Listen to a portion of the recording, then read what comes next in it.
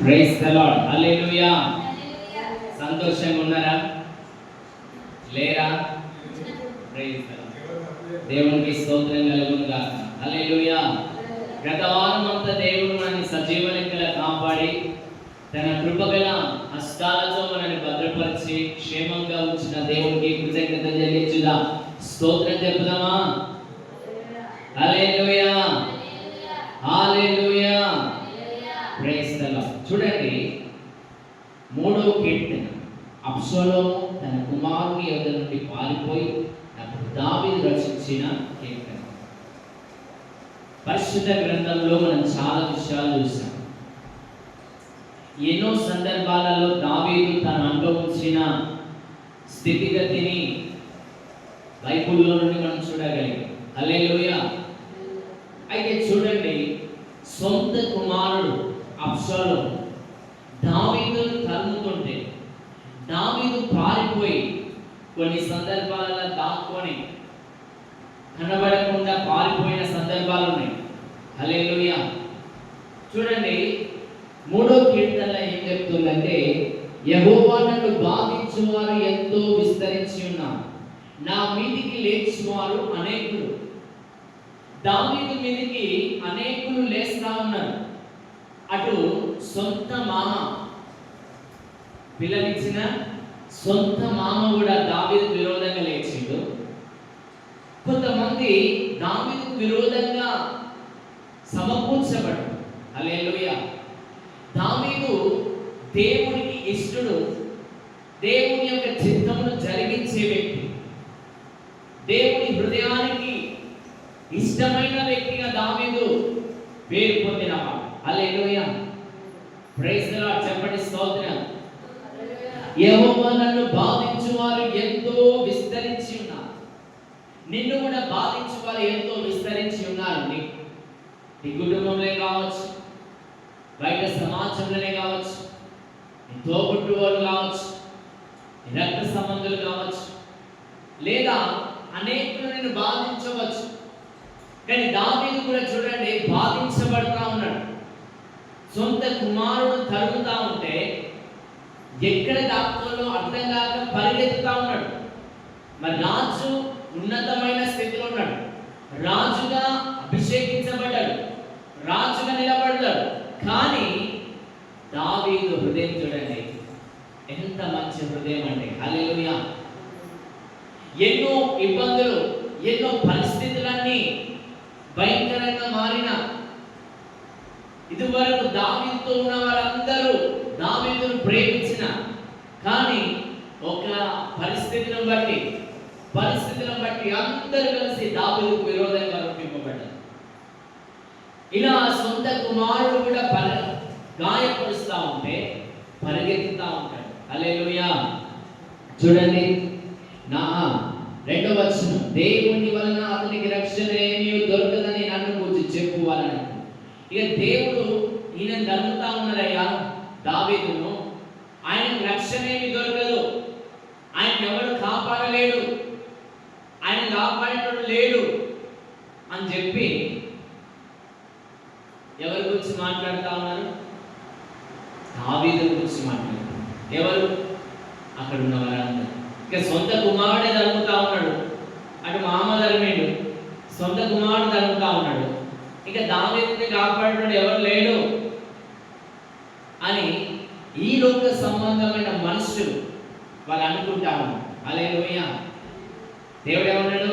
జకరియా 2:8 ఏమన్నాడు?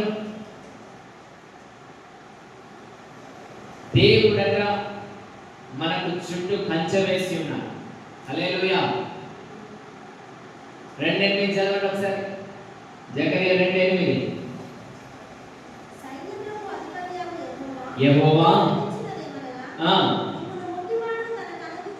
మిమ్మును ముట్టువాడు తన కనుగుడ్డును ముట్టినట్ని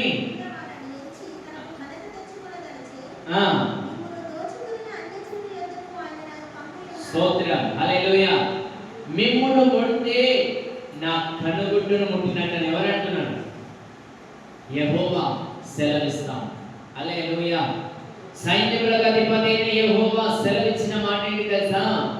మెంకును ముట్టినవాడు ఎవరిని ముట్టినట్టు? యెహోవాని ముట్టినట్టు. హల్లెలూయా. చూడండి, దావీదుకు రక్షణ లేదు, కాపాడేవారు లేరు, ఇక అయిపోయింది ఆయన పని, ఆయన పతనం అయిపోయింది అయ్యా, ఆయన చేసే సేవ కూడా అయిపోయింది. సేవకులను చూసి కూడా అంటే వాళ్ళు ఉన్నారు, ఇక అయిపోయింది నీ పని, సేవ కూడా అయిపోయింది నీ పని, ఇక సేవగా జరగదు, ఇక జనాలు రారు. గలిపిని లేపేవారు అనేకులు లేస్తూ ఉంటారు, సంఘాన్ని దూషించే వాళ్ళు లేస్తూ ఉంటారు, దైవజనుడికి విరోధంగా మాట్లాడే వాళ్ళు లేస్తూ ఉంటారు. చూడండి, దేవుని రక్షణ ఎప్పుడు కూడా ఏం కాదు, మనల్ని విడిచి పోదు. హల్లెలూయా. యెహోషువ పాత్ర మీద నేరం మోపబడ్డది, మలినమైన వస్త్రాలు ధరించుకుని ఉన్నాడు, త్రోసివేయబడింది.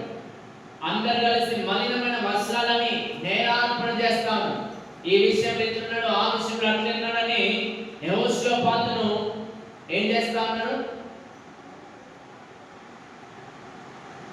దూషిస్తా ఉన్నారు. హల్లెలూయా. కానీ యెహోషువ పాత్ర ఏం చేసింది తెలుసా? దేవుని దూత ఏమని తెలుసా? దేవుని సమూహంలో సాతాను వెళ్ళి ఏం చేసింది? ఫిర్యాదు చేస్తా ఉన్నది. యెహోషువ పాత్ర, నువ్వు అనుకున్నట్టు భక్తుడు కాదు, ఇక చూస్తున్నావా మలిన వస్త్రాలు వేసుకున్నాడు, ఈయనలో మొత్తం పాపం కనబడతా ఉంది అని చెప్పి యెహోషువ పాత్రని నిరార్పణ చేస్తే దేవుడు ఏమన్నాడు తెలుసా? ఆయన మండుచున్న కొరివి వలె కనబడుతున్నాడు. మీరు ఎప్పుడైనా అగ్ని చూడండి, వంటలు చేసేటప్పుడు కట్టెలు కాలుస్తారు, మండుచున్న కొరివి ఎట్లుంటది? వేడిగా ఉంటుంది. హల్లెలూయా. మంచిగా రెడ్గా బ్రైట్ కనబడుతుంది, అందులోకి ఏమంటే సరసర వేడి అనేది వస్తూ ఉంటుంది, అవునా కాదు? అలా మండుచున్న కొరివి వలె కనబడతా ఉన్నాడు. మీరు చూసి సాతాను చూసి దీనిలో మలినమైన వస్త్రాలు ఉన్నాయని అని సాతాను ఎంచితే ప్రభు ఏమంటాడు తెలుసా? ఈయనలో ప్రశస్తమైన వస్త్రాలను ధరింపజేయనన్నాడు. హల్లెలూయా. దేవునికి స్తోత్రం కలుగుగా. కానీ దావీదు కూడా అందరూ ఈయనకు రక్షణ లేదు, అయిపోయింది నా పని, ఈయన పరిస్థితి అంతేగా అయిపోయింది అని అనుకున్నప్పుడు చూడండి 3వ వచనం, యెహోవా నీవు నాకు కేడముగాను, నీవే నాకు అతిశయాస్పదంగాను, నా తల ఎత్తువాడుగా ఉన్నావు. నీవు నాకు కేడం, నీవే నాకు దుర్గం, నీవే నాకు ఆశ్రయం, నాకు ఎత్తైన కొండ కోట అని దావీదు చెప్తా ఉన్నాడు. హల్లెలూయా. ఏమంటున్నాడు?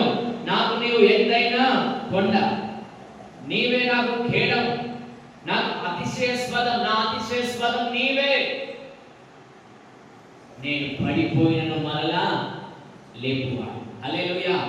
గాఢంధకారపు లోయలో నేను సంచరించినను ఏ అపాయం నా యొద్దకు రాదు, నీ దుడ్డు కర్రయు నీ దండను నన్ను ఆదరించునను. హల్లెలూయా. చూడండి, నా తల ఎత్తువాడు నీవే. ఇప్పుడు తల ఎత్తువాడు ఎవరు? ఆయన. దయచేసి ఫోన్లు ఎవరు కూడా హల్లెలూయా చెప్పండి, స్తోత్రం చెప్పండి. నా తల ఎత్తువాడు నీవే. కొంతమంది ఏమంటారు? మీరు తల దించుకునే పని చేసిండ్రా. తల్లిదండ్రులకు ఏం చేస్తారు? నా తల దించుకునే పని చేస్తున్నావురా అని అంటారు. హల్లెలూయా. చెప్పిన మాట వినరు. నా తల ఎత్తువాడు ఎవరు? ఎవరు ఎత్తుతారు? దేవుడు నా తల ఎత్తువాడు. సరే, మీరు అనుకున్నట్టు నాకు సహాయం లేదేమో, నన్ను అందరూ మీరు దూషిస్తున్నారు, కానీ నా దేవుడేదో నాకు తెలుసు, నా ప్రభు ఏదో నాకు తెలుసు కనుక నేను భయపడు. హల్లెలూయా. నా ఆశ్రయ దుర్గం ఆయనే. భయం కలిగించే పరిస్థితులు నాకు ఎదురైనప్పటికీ, అందరూ నన్ను చూసి దూషించినప్పటికీ, అందరూ నన్ను చూసి గేలి చేసినప్పటికీ, నా దేవుడు నా తలను ఎత్తువాడు. హల్లెలూయా.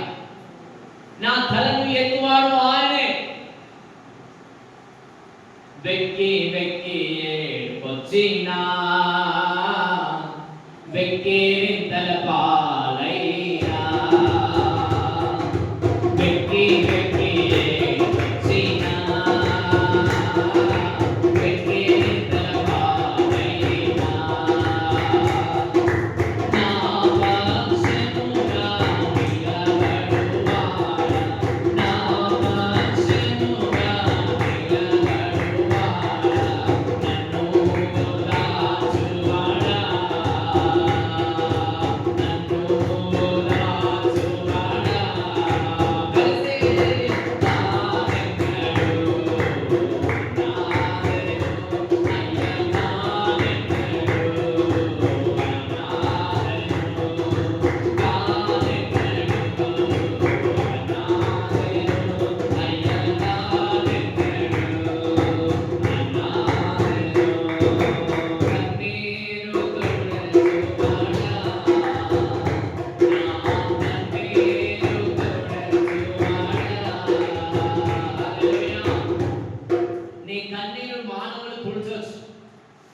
కొంతవరకు నీకు నీ బాధ చెప్పుకుంటే కొంతవరకు నీకు ఎంతో కొంత ఏగలుగుతుంది, నెమ్మది కలుగుతుంది. కానీ నీ పూర్తి బాధ పోవాలన్నా, నీకు పూర్తిగా నెమ్మది కలగాలన్నా నీ దేవుడు నీకు తోడే ఉన్నాడు. హల్లెలూయా. దావీదుకు ఎన్నో బాధలు. కొంతమంది ప్రేమించేవారు ఉన్నప్పటికీ కొంతమంది ప్రేమించేవారు తక్కువ, ద్వేషించేవారే ఎక్కువగా ఉన్నారు. హల్లెలూయా. చూడండి 4వ వచనం, ఎలుగెత్తి నేను యెహోవాకు మొరపెట్టినప్పుడు ఆయన తన పరిశుద్ధ పర్వతం నుండి నాకు ఉత్తరమిచ్చాడు. ఎలుగెత్తి నేను యెహోవాకు మొరపెట్టినప్పుడు ఆయన తన పరిశుద్ధ పర్వతం నుండి నాకు సమాధానం ఇస్తాడు. ఆయన పరిశుద్ధ స్థలం నుండి నన్ను ఆదరిస్తాడు, నన్ను ఉద్ధరిస్తాడు. హల్లెలూయా. చెప్పండి స్తోత్రం. యెహోవా నాకు ఆధారం, కావున నేను పడుకొని నిద్రపోయి మేల్కొందును. దేవుడు నాకు ఆధారం ఉన్నాడు, నేను పడుకొని నిద్రపోయి మేల్కొందును. 10,000 మంది దండెత్తి నా మీదకి వచ్చి నా చుట్టూ మోహరించినను. చూడండి, యేసుక్రీస్తు ప్రభుని ఏం చేశారు? బందిపోటు దొంగను పట్టుకోపోయినట్టు పట్టుకోపోయారు. యేసుక్రీస్తు ప్రభు సమాజ మందిరంలో తిరిగినప్పుడు ఎవరు కూడా వచ్చి ఏం చేయలే, ముట్టలేకపోయారు. కానీ రాత్రిపూట ఏం చేశారు? పోయి ఆయన పట్టుకున్నారు. హల్లెలూయా. చూడండి, 10,000 మంది వచ్చి 10,000 మంది వచ్చి నీ చుట్టూ నీకు వ్యతిరేకంగా లేచిన దేవుడు ఒక్కడు చాలు. ఆ 10,000 మందిని ఏం చేస్తాడు? వెనకకు తిప్పుతాడు. హల్లెలూయా. హల్లెలూయా. ఎక్కడి నుండి నీకు వ్యతిరేకత వచ్చిన, ఎవరి ద్వారా నువ్వు వ్యతిరేకించబడ్డా, ఎవరి ద్వారా నువ్వు తృణీకరించబడ్డా, నీ పక్షం ఉన్న దేవుడు నిన్ను కాపాడుచున్నవాడు. పుడుగడు నిద్రపోడు గనుక ఏ అపాయం నీ యొద్దకు రాదు. 10,000 మంది వచ్చిన, 1000 మంది వచ్చిన, నీ కుడి ప్రక్కన పడ్డ, నీ ఎడమ పక్కకు పడ్డ, ఎవరు నిన్ను ఏమీ చేయలేరు. హల్లెలూయా. హల్లెలూయా. చెప్పండి స్తోత్రం. కూర్చోండి అయ్యగారు. 10,000 మంది అంటే మాకు ఎంత భయం. ఒక్కరు ఈరోజు ఇయ్యాల రేపు ఒక్కడు ఫోన్ చేస్తేనే భయపెట్టిస్తాను. నువ్వు పోయి 10,000 మంది అంటే నేను ఇక్కడ ఉంటానా? హల్లెలూయా. నీలో ఉన్నవాడు లోకంలో ఉన్నవాడి కంటే గొప్పవాడు. హల్లెలూయా. నీలో ఉన్నవాడు లోకంలో ఉన్నవాడు కంటే గొప్ప దేవుడు. నిన్ను ఉద్ధరించువాడు ఆయనే, నిన్ను కాపాడువాడు ఆయనే, నిన్ను క్షమించువాడు ఆయన, నిన్ను ప్రేమించువాడు ఆయన. హల్లెలూయా. ఒకవేళ నువ్వు నీ ఆత్మీయ స్థితిలో ఇంకా బలహీన పరచబడుతున్నావేమో, ఆత్మీయంగా ఎదగలేకపోతున్నావేమో, నువ్వు ఆత్మీయంగా ఎదగాలంటే అనేక సాతాను యొక్క శక్తులు, అనేక యొక్క పోరాటం నీ యొక్క వ్యక్తిగత జీవితంలో ఉన్నదేమో. కానీ ఈ రోజు వంటలో నా కేడము, నా ఆశ్రయదుర్గము, నా అతిశయస్పదము, నా దేవుడు, నా తల ఎత్తువాడు ఆయనే. హల్లెలూయా. 10 మంది నన్ను అవమానపరిచి నా తల దించుకునే పరిస్థితి నాకు ఎదురైనా నా దేవుడు నన్ను మళ్ళా పైకెత్తుము. హల్లెలూయా. పాడినదే నీవు పైకి లేచెదవు, పై పైన ఎగిరెదవు, నీవు వేచి ఉన్న దినముల యొక్క సారము పొందెదవు. నీవు పైకి లేచెదవు, పై పైన ఎగిరెదవు, నీవు వేచి ఉన్న దినముల యొక్క సారము పొందెదవు. కోల్పోయినవన్నీ రెండంతలుగా మరలా పొందెదవు. హల్లెలూయా. నువ్వు ఏదైతే కోల్పోతున్నావో, ఏదైతే నువ్వు నష్టపోతున్నావో, మరలా నువ్వు రెండంతలుగా పొందుకోబోతున్నావు. చెప్పండి స్తోత్రం. హల్లెలూయా. చూడండి, నేను భయపడను. అదే 10,000 మంది రండి, 10 లక్షల మంది రండి, నేను భయపడను. హల్లెలూయా. 100% నన్ను ప్రేమించే నా దేవుడు మీ చేతికి నన్ను అప్పచెప్పాడు. శత్రుని నిశక్తిని అభిధేయులు ఏమన్నారు? ఈ అగ్నిగుండమా పోనీ మమ్మల్ని వేసేయండి, మా దేవుడు మమ్మల్ని రక్షిస్తాడు. ఒకవేళ రక్షించకపోయినా మా ప్రాణం పోతే మేము సీదా ఎక్కడికి వెళ్తాం? మా దేవుడి దగ్గరికి వెళ్తాం. హల్లెలూయా. మా దేవుడు రక్షించువాడు. ఒకవేళ రక్షించకపోయినా నీకు మాత్రము నమస్కారం చేయమన్నాడు. హల్లెలూయా. నీ ఆత్మీయ స్థితి మాత్రం అలాగనే ఉండాలి. నువ్వు ఆత్మీయ స్థితిలో బలంగా ఎదగాల. ఒక మంచి నిర్ణయం కలిగి ఉండాలి. దావీదులాగా నా అతిశయాస్పద నా ధైర్యం నా దేవుడు, నేను దేనికి భయపడ. ఎంతమందైనా రండి. హల్లెలూయా. ఎవరు మనల్ని ఏమిచ్చు? ఎందుకు? మన దేవుడు మన పక్షంలో ఉన్నాడు. హల్లెలూయా. చెప్పండి స్తోత్రం. 7వ వచనం, యెహోవా లెమ్ము, నా దేవా నన్ను రక్షించు. దేవా నన్ను లేవు, లేచి నన్ను ఏం చేయి?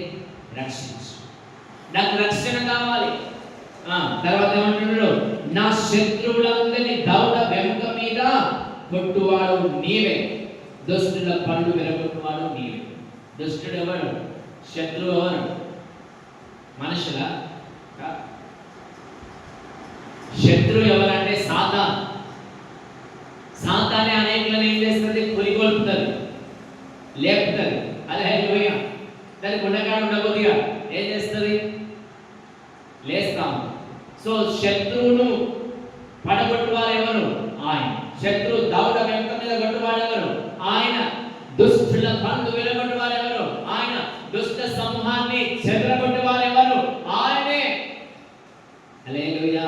చివరి వచనం, రక్షణ యెహోవాది, నీ ప్రజల మీదకి నీ ఆశీర్వాదం వచ్చును. హల్లెలూయా. చెప్తారా స్తోత్రం. దేవుడు తన సంకల్పం బట్టి మనల్ని ప్రేమించి రక్షించి ఆయన తన ప్రాణాన్ని మన కోసం దారపోసిండు. సర్వ మానవాళి యొక్క పాపముల నిమిత్తం యేసుక్రీస్తు ప్రభు గాయపరచబడ్డారు. యేసుక్రీస్తు ప్రభు తృణీకరించబడ్డారు. యేసుక్రీస్తు ప్రభు గాయములు పొంది నీ కోసం నా కోసము తన ప్రాణమును క్రయధనముగా అర్పించిండు. హల్లెలూయా. ఎంతకాలం నువ్వు దేవునికి దూరంగా జీవిస్తావు? ఎంతకాలం దేవుని నామాన్ని అవమానిస్తావు, దూషిస్తావు? ఇకనైనా నీవు మార్పు నుండి ప్రభు నా ధైర్యం అంటావా? ప్రభు నా ఆశ్రయ దుర్గం అనగలుగుతావా? దేవుడు నాకు కొండ కోట, బలమైన దేవుడు, నాకు తోడే ఉండగా నన్ను ఎవరు ఏమి చేయరు. హల్లెలూయా. హల్లెలూయా. నలు దిశల శత్రువులు నాపైకి వచ్చినను, నీ ఉన్నత శిఖరముపై నన్ను కోల్కొని వచ్చెదవే. నలు దిశల శత్రువులు నాపైకి వచ్చినను, నీ ఉన్నత శిఖరముపై నన్ను కోల్కొని వచ్చెదవే. నీ మంచితనము నన్ను ఇంతవరకు కాచి కాపాడెనే. హల్లెలూయా. ఆయన మంచితనం మనల్ని ఇప్పటి వరకు ఏం చేస్తుంది? కాపాడుతా. ఆయన మంచితనం మనల్ని ఇప్పటి వరకు ఏం చేస్తుంది? కాపాడుతూ వస్తాం. హల్లెలూయా. చెప్పండి స్తోత్రం. హల్లెలూయా. నీవు భయపడక ధైర్యంగా నిలబడ. దేని విషయంలో నువ్వు భయపడద్దు, అధైర్యంగా నువ్వు ఉండద్దు. నిన్ను కాపాడువాడు కునుకడు, నిద్రపోడు. నిన్ను కాపాడుచున్న దేవుడు నీకు తోడై ఉన్నాడు. హల్లెలూయా. నీకు ఆశ్రయంగా ఉన్నాడు, నీ తల ఎత్తువానిగా ఉన్నాడు. ఏ విషయంలో చింతపడ, ఒకటే ప్రార్థన చేయాలి. ఉదయం లేవగానే ఏం చేయాలి? ప్రార్థన చేయాలి. ఉదయం లేవగానే మొదట ఫోన్ చూడద్దు. ఫోన్ చూసుడు, దిక్కు చూసుడు కాదు. ఏం చేయాలి? ప్రార్థన చేయాలి. ఎన్ని గంటలకు లేవాలి? 5 గంటలకు, 4 గంటలకు. ఈ సమయాన్ని ఏ విధంగా పెట్టుకుంటారో ఆ విధంగా పెట్టి ప్రార్థన చేయండి. ఉదయం ప్రార్థన చేయండి, మధ్యాహ్నం ప్రార్థన చేయండి, రాత్రి కూడా ఏం చేయండి? ప్రార్థన చేసి పడండి. ఉదయం వాక్యాన్ని ధ్యానించండి, మధ్యాహ్నం కూడా ధ్యానించండి. దివారాత్రంలో ఆయన వాక్యంలో ధ్యానించువాడు ధన్యుడు. నువ్వు ధన్యుడిగా మారు. హల్లెలూయా. నువ్వు వాక్యాన్ని ఏం చేయాలి? ధ్యానించాలి. ఏ విషయంలో నువ్వు చింతపడ, నీ కోరికను సిద్ధింపజేసి నీ ఆలోచన యావత్తును దేవుడు సఫలపరచబోతాడు. నీ పట్ల దేవునికి ఒక ప్రణాళిక ఉంది, ఉద్దేశం ఉంది. ఆ ఉద్దేశం ప్రణాళికను ప్రభు స్థిరపరచబోతా ఉన్నాడు. నిన్ను గొప్పగా చేయబోతా ఉన్నాడు. నిన్ను ఉన్నతమైన స్థితిలోకి ప్రభు తీసుకురాబోతున్నాడు. ఏం చేయాలి తెలుసా? ఏ విషయంలో ధైర్యం విడవక ప్రభు కోసం నిలబడాలి. హల్లెలూయా. ప్రభును స్తుతించేవానిగా ఉండాలి, ప్రభును ఆరాధించేవానిగా ఉండాలి, ప్రభునామాన్ని నిరంతరము ధ్యానించే కుమారునిగా కుమార్తెగా ఉండాలి. నా పేరు పెట్టబడిన నా జనులు తమను తాము తగ్గించుకొని తమ చెడు మార్గాన్ని విడిచి నన్ను వెంబడించిన వేళగా ఏం చేస్తాడు? ఆకాశ వాకిళ్ళు విప్పి పట్టజాలనంత విస్తారమైన ఆశీర్వాదం మీకు ఇవ్వబోతాం. చెప్పండి స్తోత్రం. హల్లెలూయా. హల్లెలూయా. హల్లెలూయా. దేవునికి స్తోత్రం కలుగును గాక. దేవుని నామానికి మహిమ కలుగును గాక. చెప్పబడిన వాక్యం నిమిత్తం దేవుడు మనం జీవించులాగా ప్రార్థన చేస్తున్నాం. తండ్రి స్తోత్రం నాయన, పరిశుద్ధుడ నమ్మదగిన వాడ, మీకు వందనాలు కృతజ్ఞతలు చెల్లిస్తున్నాం. మీ వాక్యానుసరమైన జీవితం మీరు మాకు అనుగ్రహించండి. వాక్యంలో అనేకమైన విషయాలు మీరు మాతో మాట్లాడారు, మనం బలపరిచి ధైర్యపరిచినందుకు కృతజ్ఞతలు చెల్లిస్తున్నాం. యేసు నామములో అడుగుచున్నాం తండ్రి, ఆమేన్.